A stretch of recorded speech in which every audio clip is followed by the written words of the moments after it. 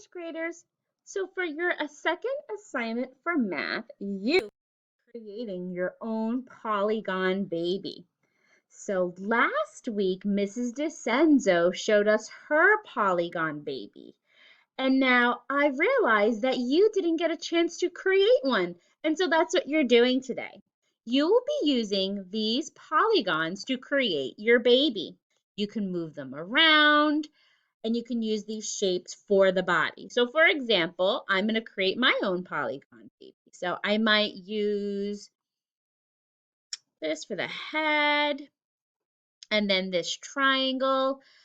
You can change how big or small the shape is. So let's say I want this triangle to be a little bigger. I can click on the corners and just pull it and it's bigger. There's the body. I'm going to use these shapes for the legs and the feet.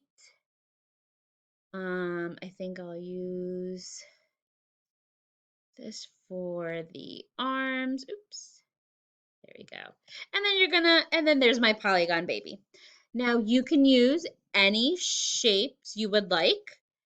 You can even add more shapes. So if you head over here and you hit the shape button, and then you click on the shapes arrow, you can get more shapes. But be careful because you only want to use polygons. So I wouldn't be able to use a circle for my polygon baby because a circle is not a polygon because polygons need to have straight sides and a circle is curved. So we can't use a circle. But feel free to add more shapes if you need it. You can also delete shapes if you want. So let's say I didn't want the diamond. I can just either right click or, oops, sorry about that, or just hit the delete and then it's gone.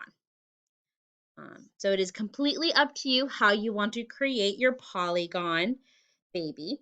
And I cannot wait to see them.